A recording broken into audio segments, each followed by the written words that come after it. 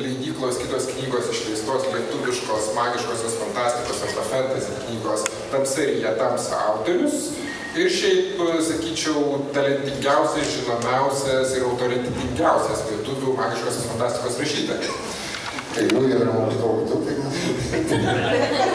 Taip, ir mūsų bičiulė Aušra Strazdaitė Zibirkienė, kuri yra menotyrininkė, muzikologė ir trečio žodžio neskaitau, muziejininkė. Aušra, ačiū labai, kad prisijungė prie mūsų pokalbio. Tai va, tai... Dar vieną minutę, aš tada, kadangi žmogus labai kuklus ir neprisistato. Prisistačiau, aš pasakiau, kas aš esu. Ne. Tai pokalbį daugmaž moderuoja, kiek ten Justinas Žižinskas, kuris yra taip pat fantastikos rašytojas, teisininkas, muzikantas. Aš galėčiau ilgai dar valdyti epitetus, bet tai visų galų meistras. Ačiū. Ir pokalbis šitas mūsų teoriškai pavadinime skamba, kad mes kalbėsime ir apie knygą, ir kalbėsime apskritai apie magišką fantastiką ir konkrečiai lietuvišką magišką fantastiką. Tai pirmas klausimas tiesiog būtų auditorija. Aš norėčiau jūsų paklausti, kas iš jūsų skaito magiškąją fantastiką? Blogai. Aha, vadinasi, kiti užsuko turės pirmą susidūrimą su šiuo nuostabiu žanru. Tai tiesiog yra viena vieta mūgiai, kur galima prisėsti. Taip, kur galima prie jos prisiliesti. Tai va, netiesa, kad viena vieta, teisingai yra kelios vietos. Ir dabar jau leidyklos... Viena iš galima prisėsti. Leidyklos iš tiesų pradėjo leisti, nors kažkada, atsimenu, buvo istorija, kadangi mes taip pat visi priklausom Lietuvos fantastikos mėgėjų judėjimui. Tai kažkada į mūsų tokius kasmetinius festivalius, beje, kuris vyks jau rytoj Vilniuje, Lituanikonas vadinasi, kvietėme leidyklas. Paskambinome į leidyklą, kuri leidžia Hario Poterio seriją ir sakom, laba diena, ar jūs norite pas mus atvykti, pakalbėti apie jūsų leidžiamą fantastinę literatūrą? Atsakymas, mes fantastikos neleidžiame. Mes taip gerai neleidžiame, bet praėjo šiek tiek laiko ir jau dabar atsirado lentynas, jau užrašyta būna fantastika, jau nebesibaidoma to žanro, tai yra tikrai labai labai smagu. Tai va, bet mes norim kalbėti pradžioje apie maginę fantastiką, ar ne? Ir tas žodis maginė fantastika, jis skamba taip ganėtinai vaikiškai iš esmės, ar ne? Sutinkat su manim, gerbiami pašnekovai? Bet mes nepatėjom šnekėti, ką reiškia pats terminas maginė fantastika. Gerai, prašom pabrėžti terminą maginė fantastika. Todėl, kad dabar labai populiariai, ypač vidutinio amžiaus moterų tarpe, šiaip fantastika. Na, dabar sparnuoti, odeguoti, ten tokie bent du. Iš tikrųjų, man dabar net būna kartais, aš atsargiai prisipažįstu, kad mėgstu fantastiką, nes o ką pagalvosiu? Supratau. Pagalvos turit galvoj, kad... Jeigu pagalvos, kad aš tą skaitau, o ne tą tokią aukštą ir snobišką. Tai apie kokią mes maginę, tai va čia kurioje vietoje, kur prasideda, kur baigėsi? Geras klausimas, tai ekspertas gerbiamas, prašom sureaguoti. Ne, tai mes pirmiausia, aišku, galima apibrėžti fantastika apskritai yra tiek platus žanras, tiek turi porušą ir viso kito ir dažnai, sakau, čia dabar labai patiko, tam paminėjau Justinai pokalbį, kur turėjau tam dalyvę, pasakiau gerą frazę ir dabar visą laiką ją norisi save cituoti, kadangi labai protinga. Klasiko požiūris. Taip. Tai va, žinai, kad ta prasme, nėra žmonių, kurie nemėgsta fantastikos. Jie tiesiog dar savo fantastikos neatrado. Nes iš tikrųjų, tai yra džiauriai platus laukas, tai yra ir ten, žinai, ką tu nori tą surasti, ta prasme, tu nori meilės romaną, surasi fantastinį meilės romaną, nori detektyvo, surasi fantastinį detektyvą. Gal autobiografinių kažkiek tai mažiau fantastinių, bet ir tai, nežinau, neskaičiau tokį tą apie Nausėdą paskutinės tos knygos. Autobiografija visada fantastika. O, tai, taip kad, tas terminas maginė fantastika man jis ir iš principo nepatinka, nes čia yra mūsų kalbininkų sugalvotas žodis, kurio norima pakeisti tiesiog praktiškai visam pasauliu galiojantį terminą fantasy. Bet, pavadinimas yra pavadinimas, kaip sako, žinai, vadink nors ir puodų, tik ant ugnies nestatyk, bet maginė fantastika nuo mokslinio, jinai taip pavadinta tam, kad atskirti nuo mokslinės fantastikos. Kur moksliniai fantastikoje reikalingi kažkokios bent jau prielaidos mokslinės, o maginė fantastika, tai jau tas žodis maginė, jau kalba apie tai, kad... Bet vėlgi, reikia žinot, kad ta maginė fantastika vėl beprotiškai plati, nuo paprasto, todėl kad magija, iki to, kad yra, paimsim kokį Brendoną Sandersoną, kuris ten su Excelio lentelėm gali viską subraižyti, kaip ta magija veikia ir kodėl ir kaip. Tai tas skirtumas, turbūt pagrindinis, kas yra fantastika apskritai, tai yra žanras, kuris gimė iš vieno paprasto klausimo, kas jeigu. Ir toliau tai yra fantazijos skrydis ar moksliniai fantastikoje, ar maginiai fantastikoje. Tai tas skirtumas turbūt nusakiau.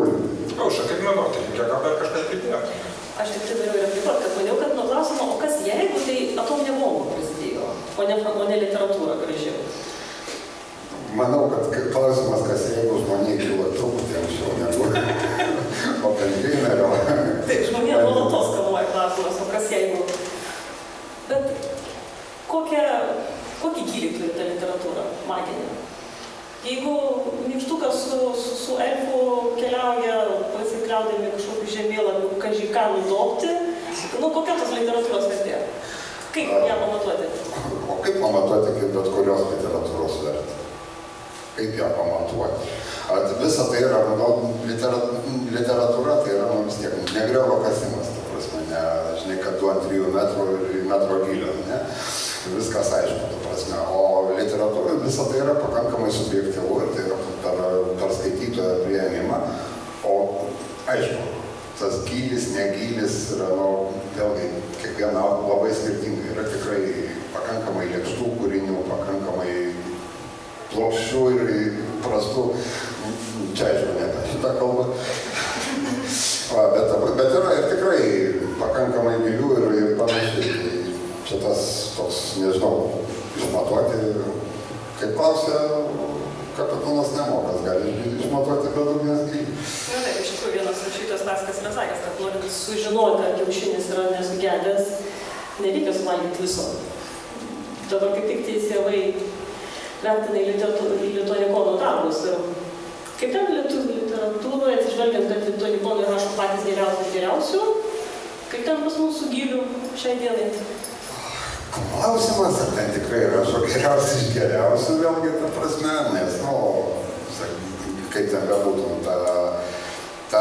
ta fantastinė literatūra, sakykime, vėlgi yra pakankamai vis dėlto, tai yra nišinis žanras, tai nėra tas mainstreamas, kuris yra ir tikrai mažesnė dalis žmonių ir skaito ir domisi ir panašiai, ne visa ta plačioji skaitytojų masė. Lygiai taip pat, kiek žmonių sudalyvauja tam konkursui, kiek apie jį žino, kiek nori, tai aš pagal tai turbūt nematuočiau. Gerbėmieji, mes truputėlį nuklydom į savo cecho reikalus. Aš esu įsitikinęs, kad čia kas sėdi salėje vargu ir girdėjo apie lituanikono literatūrinį konkursą ir koksai tai yra didžiulis reiškinys ir kiek jame dalyvauja žmonių ir kokia rimta komisija ir visi kiti dalykai. Bet jūs tiesiog, kai ateisite, prisijungsit prie fantastų bendruomenės, visą tai sužinosit. Bet vis dėlto mes turime grįžti prie... Skamba kaip į sektą. Bet mes turime grįžti vis dėlto prie esmės, pasirodė nauja knyga, taip.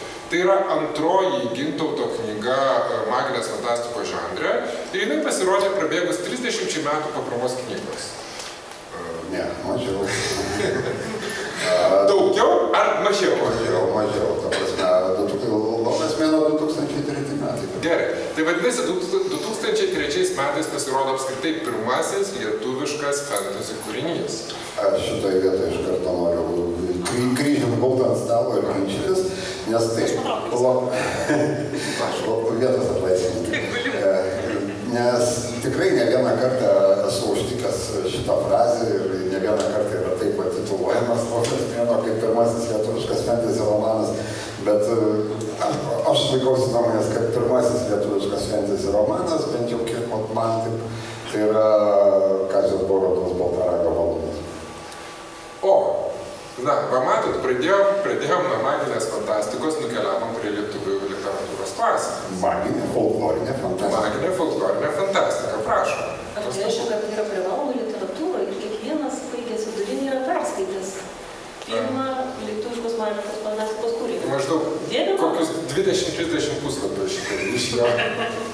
Tai va, bet kas galbūt čia geras momentas, kad jeigu paminėjom Baltaragio malūną, jeigu paminėjom visą folklorą mūsų ir panašiai, tai iš tiesų dabar yra pastebimas tas toksai folkloro atgimimas, atsirado labai daug autorių, kurie vėl grįžta prie lietuvių literatūros kaimiškųjų šaknų, tai yra sukuria ten savo maginius pasaulius arba pusiau maginius pasaulius, labai daug visko atsiranda. Tuo tarpu gerbiamas Gintautas visiškai nesidomi savo šaknimis, jisai paima kažkokį absoliučiai neegzistuojantį pasaulį, sukuria ten savo sistemą, kažkokie kalbantis į širdį, kažkokie regintis teisybę, dar ten vėl nežino ką. Gintautai, ar tamstai negėda? Visiškai ne, nes ta prasme, iš tikrųjų, jeigu mes taip pažiūrėsim, aš savo atidirbau. Kadangi pirmasis romanas, apie kurį mes kalbėjom, esmė buvo, ta prasme, lietuviškas, su lietuviškom šaknim, tai dabar manau, kad jau galiu šiek tiek leisti savo paeksperimentuoti. Tai aš tada norėčiau vis dėlto paklausti, jeigu mes bandytume apibūdinti gero, fantastinio, magiškos fantastinės kūrinio receptą, kas jame turėtų būti? Žemėlapis. Menotyrininkė sako, kad turi būti žemėlapis ir dėmesio. Žemėlapis yra. Kas dar? Aš šitą pasakojimą pasakoju kiekvieną kartą, kiekvienam susitikime, bet kokiam tokiam pokalbį. Labai atsiprašau tų, kurie galbūt jau girdėjo mane šitą jį pasakojant, bet aš tiesiog yra dalykų, nuo kurių negaliu susilaikyti. Tai o, tai minėtame, jau čia šiandien Justinas minėjo, kad sykį į metus vyksta fantastikos mėgėjų suvažiavimai Lietuvoje, šiandien 35 berods, turbūt tai yra tikrai išskirtinis dalykas, nes, paminėkit man dar vieną žanrinės literatūros, kuriam būtų skirtas kasmet vykstantis kažkoks festivalis. Net meilės romanai to neturi, o galėtų. Ten poezijos pavasaris galbūt, bet ten, ta prasme, vis dėlto yra, kitaip, truputėlį neentuziastų suburtas ir taip toliau. Tai vienam iš tų suvažiavimų, čia būtent apie šitą romaną kalba buvo, ir po pokalbio prie manęs vienas jaunuolis ir klauso, tai čia, sako, maginės fantastikos romanas, taip, tai sako, ten elfai yra. Nėra. Bet drakonai yra. Nėra ir drakonų. Vyrukas visiškai, matau, pasimetė, sutriko, tada sako, o žemėlapis yra? Žemėlapis yra? Tada gerai, tada fantastika. Gerai. Ką tik sužinojot, kaip atskirti fantastikos knygą nuo nefantastikos. Gerai, tai vienas elementas yra žemėlapis, kadangi, maginės fantastikos kūrėjai paprastai sukuria kartu ir pasaulį, arba visiškai savarankišką, arba tokį pusiau panašų, nežinau, gali remtis istorinėmis aplinkybėmis ir panašiai. Toliau, antras koksai elementas būtų? Laikotarpis konkretus, nes yra datavimas. Yra datavimas. Vyksta konkrečiu metu konkrečioje teritorijoje. Taip. Tai gal kažkiek apie datą, kada tai vyksta šitoje knygoje. Kodėl svarbu? Data šiek tiek trikdo ne vieną skaitytoją. Jo, čia šitas klausimas geras, bet čia galbūt jisai įdomesnis tiem, kas jau skaitė šitą knygą, bet, aš labai... Reikia apie ją papasakot, kad žmonės užsinorėtų.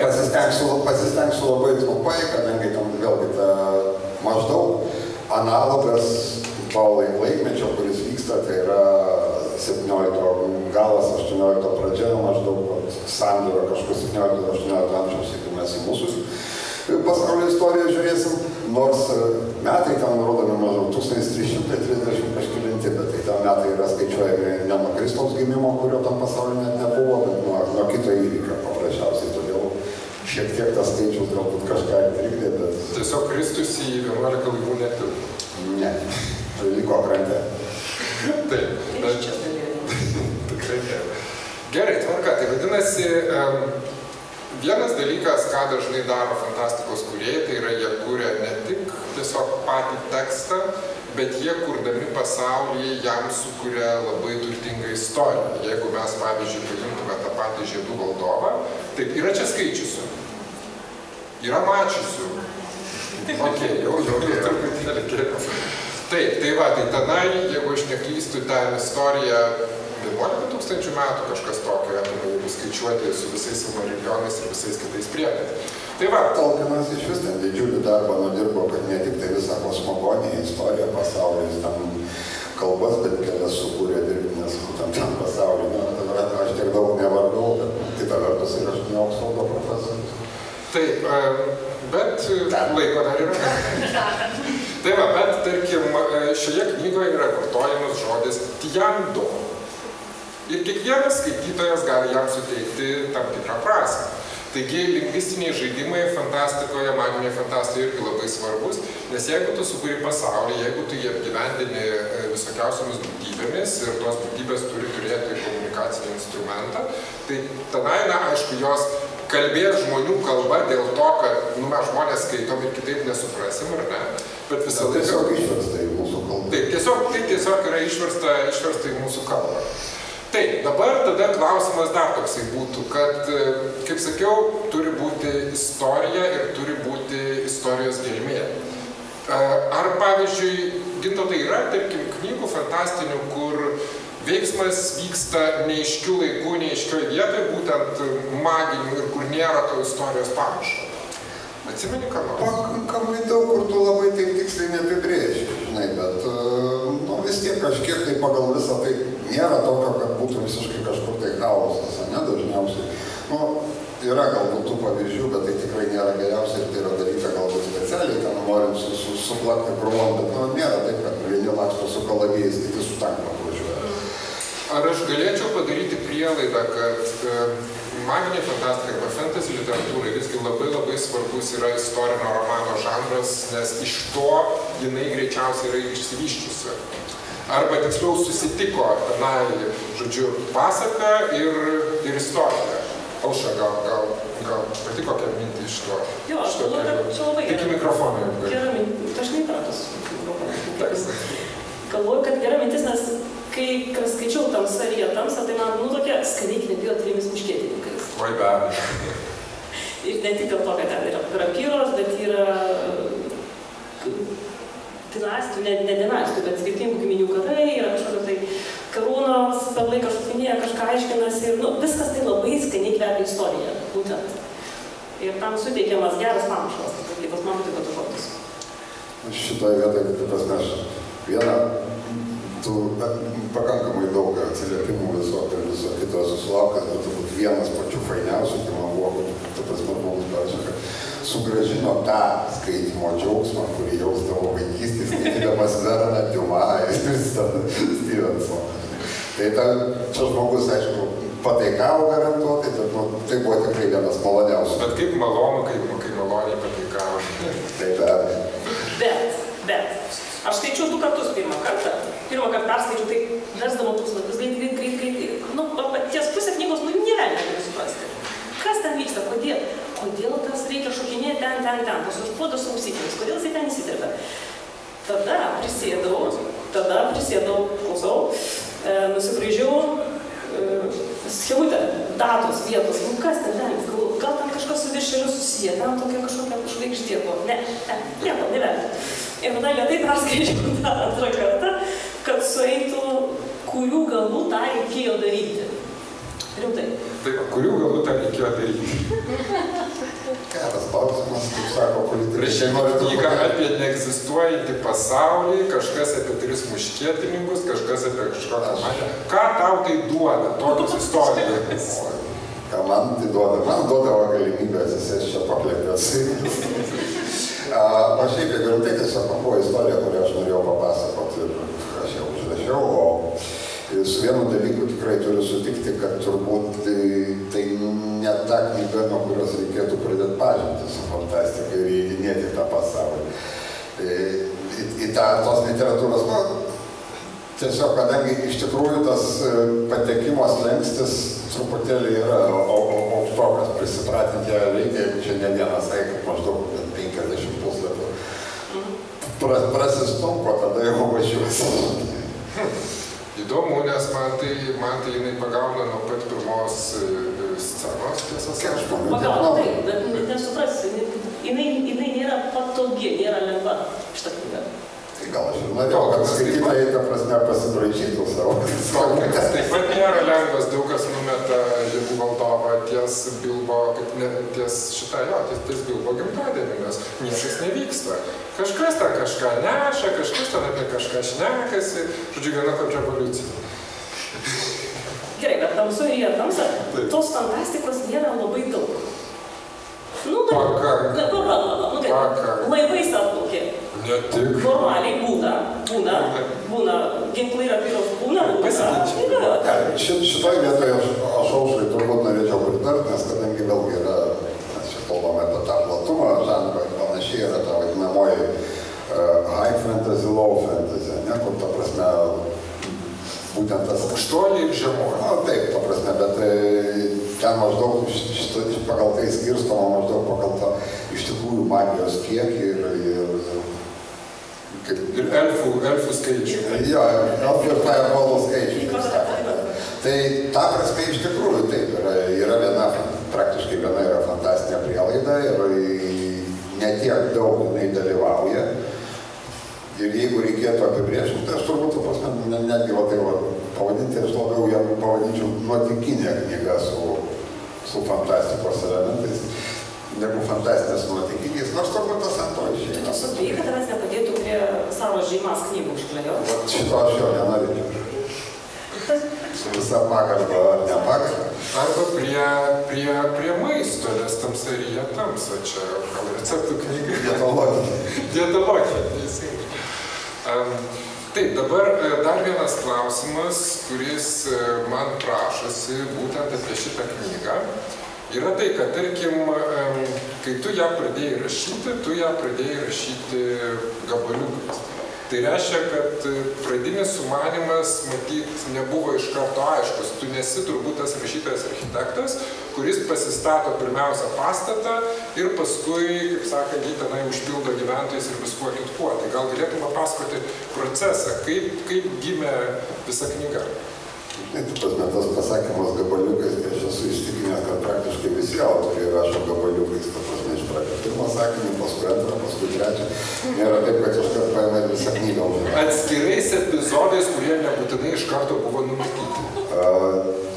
Epizodai galbūt ne visi iš karto buvo numatyti, aš žinojau, nuo kur ir link kur einu.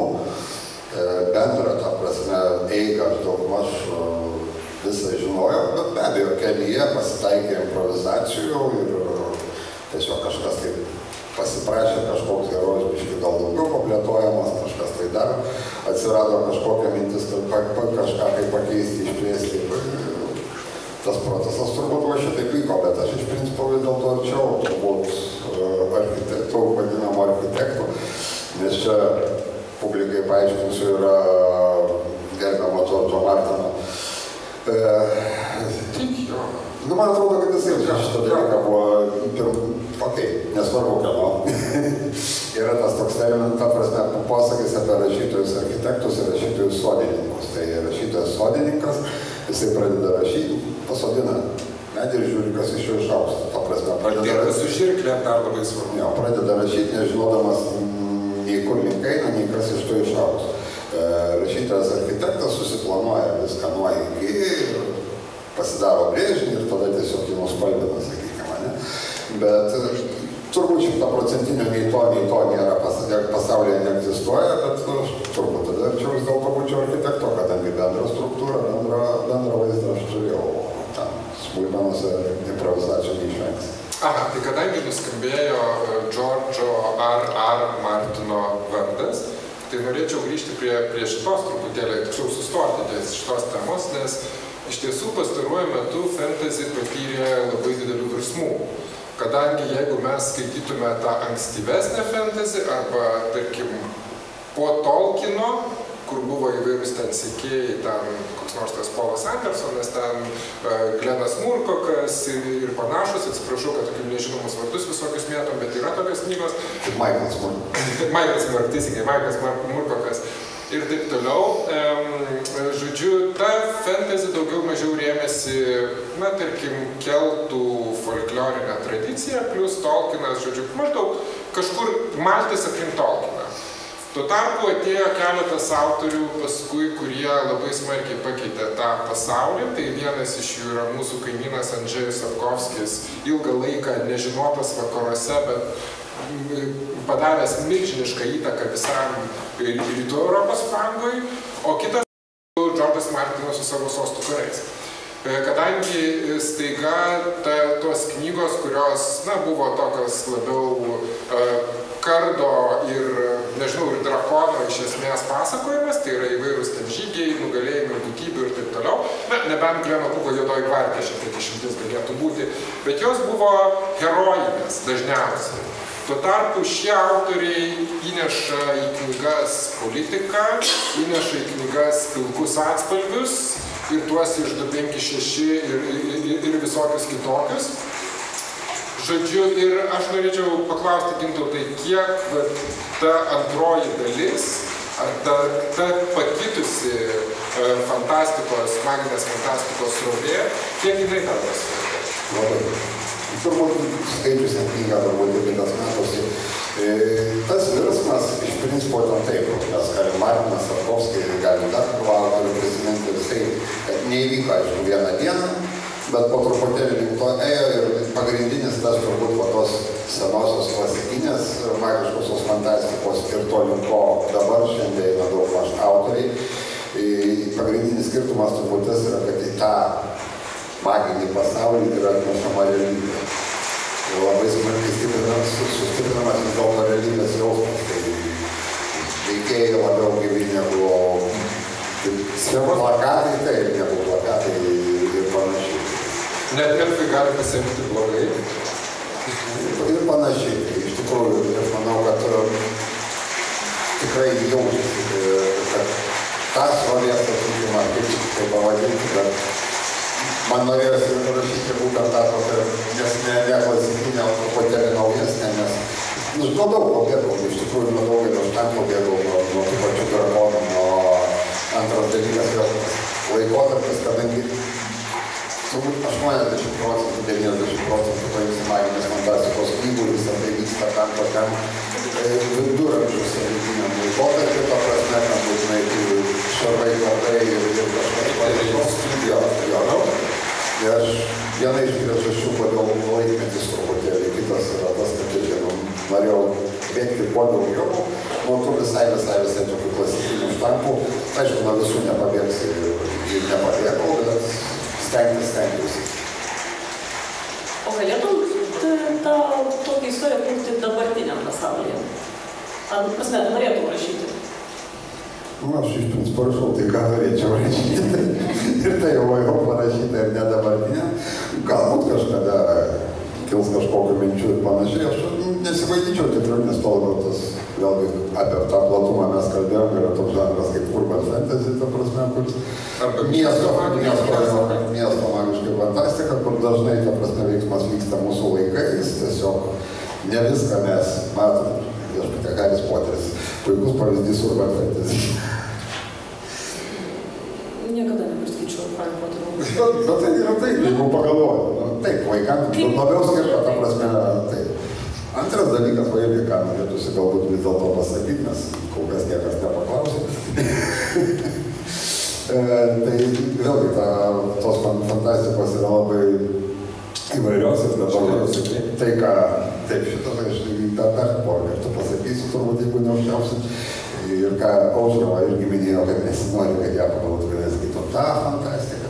Tai čia vėlgi mes iš tikrųjų turim dabar populiarumo bangą, turim labai daug tos vadinamos romantazi.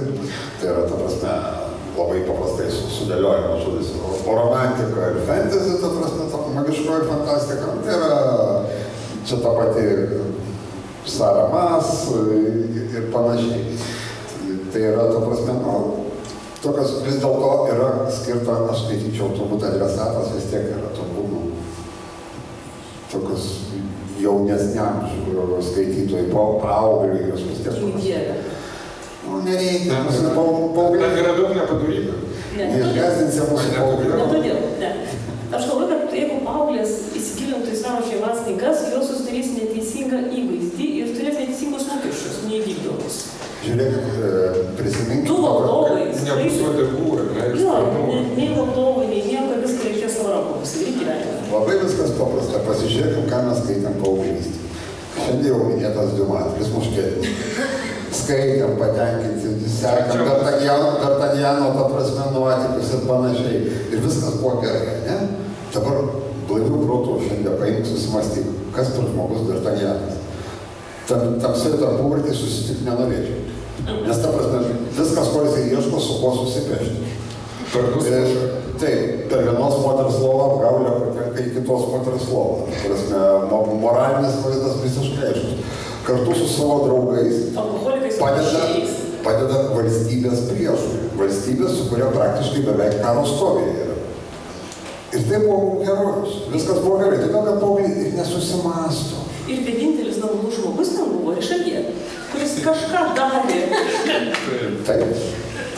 Kaip mūsų koalicijos vadai, žodžiu. Taip, aš dabar noriu truputėlį padaryti pertraukėlę ir Prašau? Įsivaizduoju, taip prašau, leiskite man dirbti. Taip, iš tiesų, Gintas moka rašyti labai subtiliai ir tai turbūt man labiausiai patinka jo knygose, kad jisai labai puikiai jungia humorą ir rimtus dalykus. Ir nežiūrint to, kad mes čia kalbame apie tarkim, maginę fantastiką, kaip daugiau ten labiau paauglišką, laisvalaikio literatūrą, bet vis dėlto labai yra smagu, kai tu gali rasti tokio žmogiškojo taiklumo, daug žmogiškojo taiklumo. Aš noriu pacituoti vieną gabaliuką šitos knygos. Čia yra pati pradžia, aš nieko neišduosiu, bet tiesiog tai yra labai gražu, mano manymu. Jeigu jūs turėsit kitą nuomonę, tai tada galėsit pareikšti asmeniškai autorių. Bet man čia nereikia.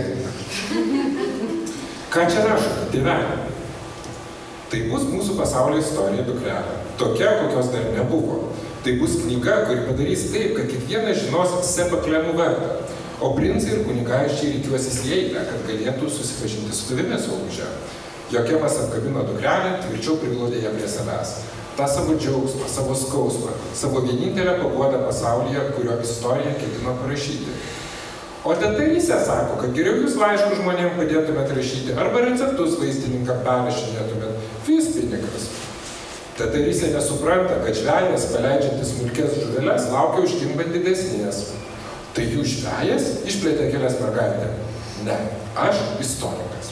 Ne koks šarlatanas, kaip tas Sedemjenas, o rimtas ir gerbiamas istorikas. Plunksną vedžioti ir pasakas ne vienas sugeba. Bet įsidėmėk, dukrelė, istoriją rašo nugalėtojai. Ne, istoriją rašo tie, kas turi plunksną ir popieriaus. Ir dar noro. Jokemas atsiduso ir vėl palinko virš stalo. Čia yra odė istorikams. Aš savo bičiuliam istorikams šitą visą laiką pacituoju, jie taip ima ir išsileidžia. Gintautai, tai gal istorikų geriau tapti negu fantastikos rašytojų? Kaip tu manai? Gal, bet aš bijau, kad man jau vėl Bet ką? Istorija turi rašyti taip, kaip jinai buvo, įvertinant visus kontekstus, visą kitą. Nu, čia rašyti kalbą. Ir su tais herojais elgiesi taip, kaip nori. Aha, tai jeigu tada kalbame apie pasilikimą su herojumi, vienas klausimas, kuris mane labai kankina kaip autorių, tiesą sakant. Ar lengva nužudyti veikėją? Oi. Prašau. Paklausite. Tas psichopatas, tas jau klausimės. Tai bet čia labai nėra. Nesakyčiau, pirmose 3 puslapiuose iš karto kokie... 14. Prologa 14. Lyginant su Martinu. Kur buvo vienas? Gerai, prašau. Ne, nu iš tikrųjų, čia aš turbūt šitoje vietoje norėčiau mūsų jau minėtą Andžejų Sapkovskį pacituoti, kokią veikėją, apie ką aš ne, kad tai raidės ant popieriaus. Tai va. Kitaip tariant... Bet aišku, vėlgi, veikėjas turi, jeigu miršta, tai turi mirti prasmingai. Kaip sakė Lickas, aš dažnai krentu, bet jeigu jau krentu, tai už tėvynę. Taip, gerai, tai...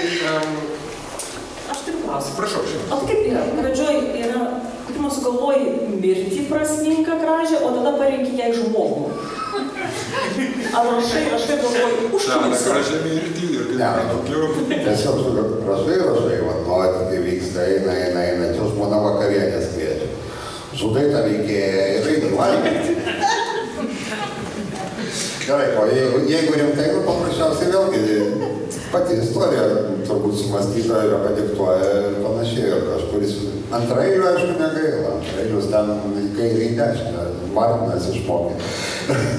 Nors jis ir pagrindinius šienavo neprašiau, ta prasme. O su pagrindiniais, tie, kurių laukia liūdnesnis galas, tai jis prasmingas.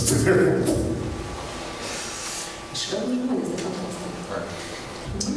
Beje, ta prasme, bet kurio metu pokalbio mes šitą labai jau antrą pusę tikrai persiritom, tai galit bet kas kilstat ranką, jeigu tik turit kažkokį klausimą arba, ta prasme, norit išsakyti, ką nors nemalonaus, man prašau. Galima būtų klausimą. Man labai įdomus santykis, jūsų vis sakot, fantastikoj vis daugiau realybės, ar ne jūs iškelgiat. Bet čia, kaip sakyti, nėra naujas aspektas. Nes jeigu žiūrėsim Latino Amerikos literatūrą, nėra magiškasis realizmas. Ir ten irgi susipina realybė ir tam tikrą prasme fantazija. Tai dabar kaip jūs apibrėžit savo žanrę tą fantazijos ir realybės santykį, jeigu lyginsime su Latino Amerikos patirtimi? Turbūt žanras labai skirtingas vis dėlto lyginant su magiškuoju realizmu. Magiškasis realizmas, jisai dažnai apskritai nieko net nebando aiškinti, yra to prasme, vyksta tiesiog magiški dalykai ir viskas. Kažkiek tai paaiškinimo, kodėl magija yra, kodėl neveikia, magiškoji fantastikoje yra. Tai tas turbūt būtų šitų dviejų žanrų kažkoks tai skirtumas. O tai, kad realybės kažkokia dalis yra bet kur, bet kokioj moksliniai fantastikoje, nemoksliniai fantastikoje, ten detektyvai, netgi kažkokia paminėtų Nausėdos biografija, kažkokia realybės dalis irgi turbūt yra. Dar kada norėčiau, nes tenka diskutuoti su fantastikos mėgėjais bičiuliais ir pas mus susidara ginčas, ar ne? Kad, sako, tai jeigu taip žvelgsim, tai visa literatūra turi daug fantazijos. Tai kaip, kur ta riba, kur prasideda ta fantastika kaip literatūrinis žanras? Ir kaip jisai atsistoja greta kitų žanrų? Čia pakankamai toks įdomus klausimas, nes kartais iš tikrųjų mes kartais ir per daug susiaurinam patys dirbtinai tą fantastikos žanrą, kartais su žmonėm tenka pasiginčyti, žinai, visiškai nemėgstu fantastikos, man nepatinka, aš jos neskaitau, paklaus meistrė, ar Margarita skaičiau, patiko. Ta prasme, tai irgi yra knyga turinti pakankamai daug fantastinių elementų. Pagrindinė idėja fantastinė. Taip, pradėkim nuo to. Bet tai be abejo, ta prasme, yra tas bet kuri nedokumentinė knyga, jinai turi kažkiek tai fantazijos, bet būtent fantazijos. Neveikia kažkokias, tas pats mūsų minėtas, negrįžkime prie turbūt daugumai vis tiek puikiai žinomų trijų užkietininkų temos. Taip, nebuvo ten pusės tų visų nuotykių, ta prasme, ir taip toliau, nors kai kurie dalykai ten pasisemti iš memuarų, iš Aleksandro Dumas yra, bet pakankamai daug išmanės, bet ten nėra dalykų, kurie nežinomi šiai dienai, kurie neveikia šiai dienai, tai yra, ta prasme, taip kaip magija, arba ten, jeigu mes imsim mokslinę fantastiką, kažkokią teleportaciją, kuri galbūt mokslas kada nors tai pasieks, bet šiandien to dar nėra. Tai va, tas turbūt dalykas ir skiria būtent bet kurio fantastiką, įskaitant maginę, mokslinę fantastiką, hororo pavyzdžius, nuo tos realiosios, labiau realiosios literatūros, sakykime. Dar turbūt vienas dalykas, kad, taip, aš labai trumpai sureaguosiu tiesiog į tą klausimą, kad, tarkim, fantastikos, magiškosios fantastikos ir kiti kūrėjai labai daug dėmesio skiria išoriai, tai yra tai, kas dedasi. O kokio nors magiško realizmo ar panašiai, tai vis tiek ten yra pirmiausia apie patį žmogų. Ne tai, kas supa žmogų, o būtent apie patį žmogų. Tas pats ten 100 metų vienatvės ir taip toliau. Taip, tai atsiprašau, kas ten norėjo paklausti. Tam buvo liūtų, ne? Nėra ką kėlėti? Atsiprašau. Reiškia, apsirkau. Taip, kiek mes laiko dar 5 minutės turi? 5 minutės? Aš nežinau, kada čia reikia atlaisvinti. Prašau. Čia, kaip jūs sakėte, fantastika, tai čia daugiau apie išorę. Ne tai, kad daugiau, bet tai yra svarbu. Jo, bet serialas staro. Ir iš esmės, tenai paskui Čiusneikštis ir visą kitą, iš esmės jisai yra apie žmonių santykį. Ir čia tikrai...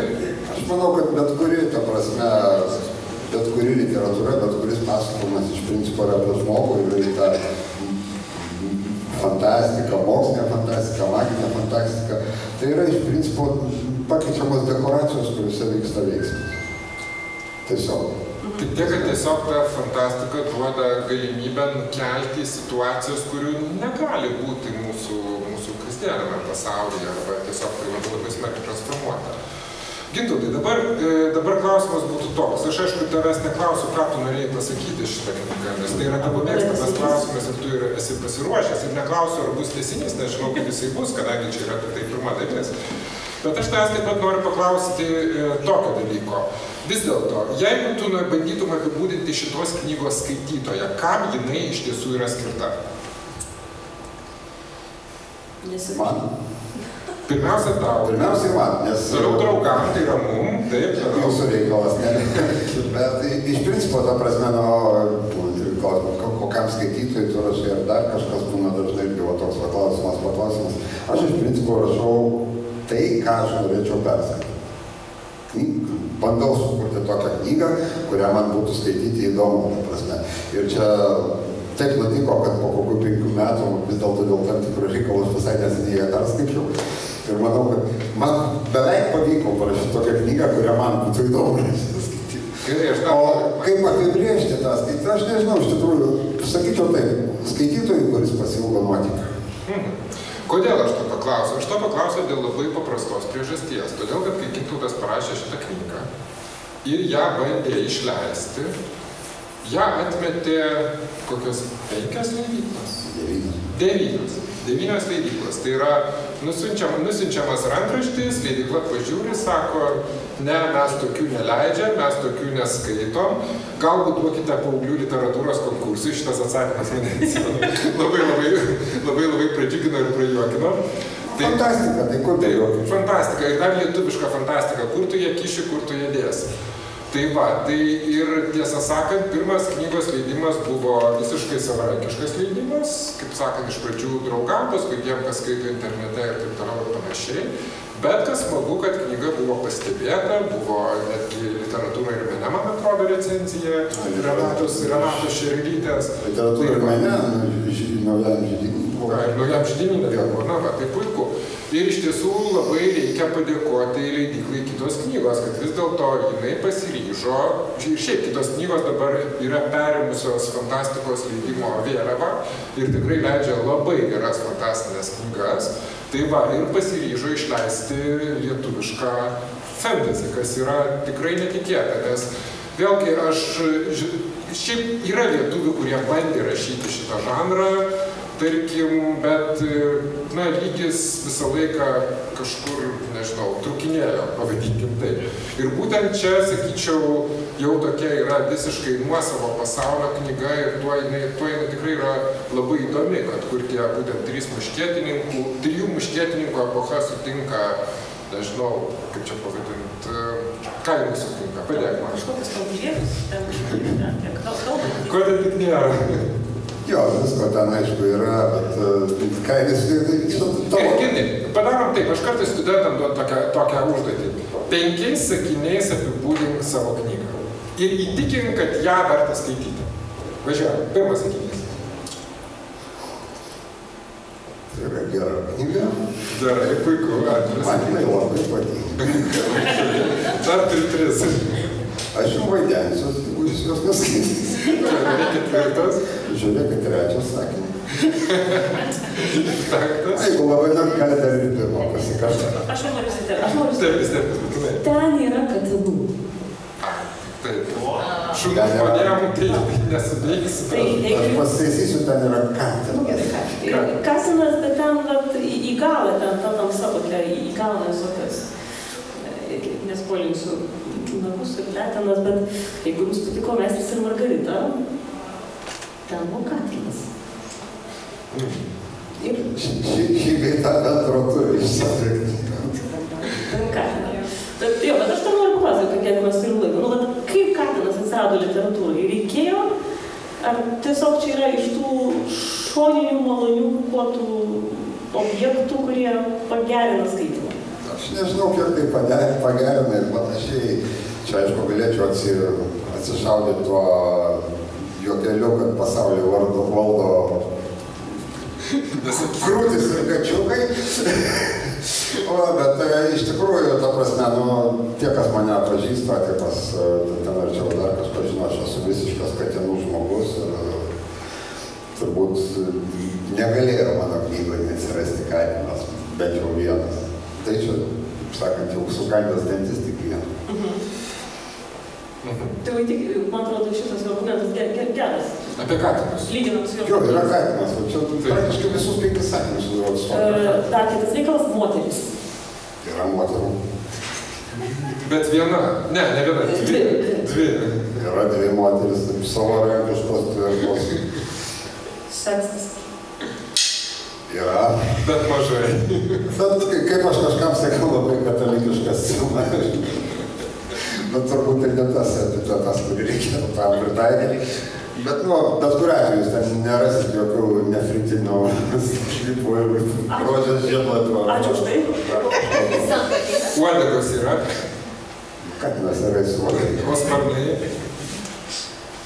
Mechaniniai. Ten tokie... Teisingai. Taip yra, paukštai yra. Tai va. Tai, žodžiu, knyga pilna visokiausių gėrio. Ten šaudo, gaudo, skraido, pjauna, duria, degina. Degina, jo, degina.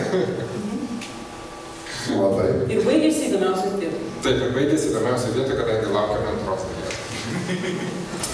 O kada antra dalis bus, gerbiamas rašytojau? Iš karto parašysiu. Tai dabar klausimas leidyklai, ar išleisit antrą dalį? Taip. Nu va, matai, kaip tu tas begalvoji. Mes sudėti iš karto turim. Aišku.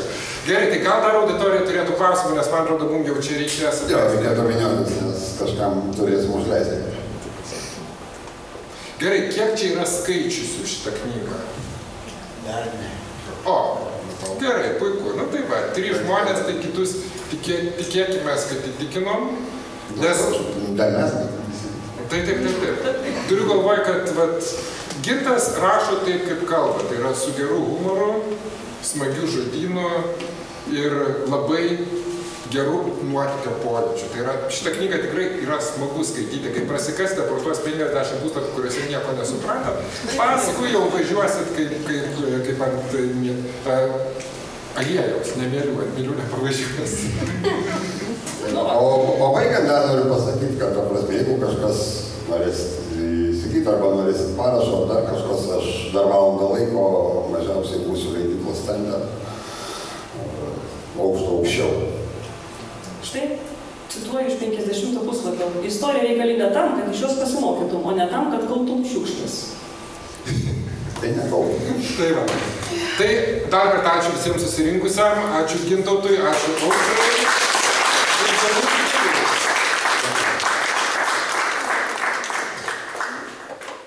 Smagu, kad šis lietuviškas fantasy kūrinys atras platesnį skaitytojų ratą, nes bent jau mano įsitikinimu tai tikrai kokybiška šio žanro knyga.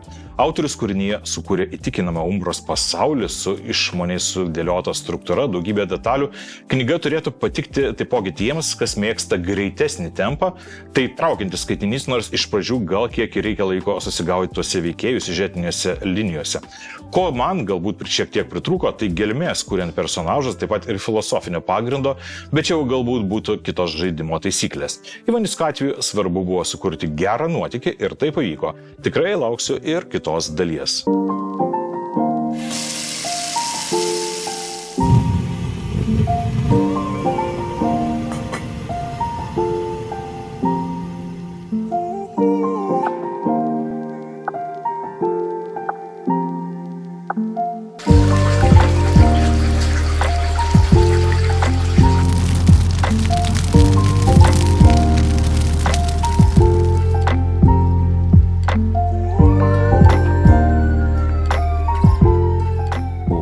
Tai perskaičiau Gintauto Ivanicko tokią knygą.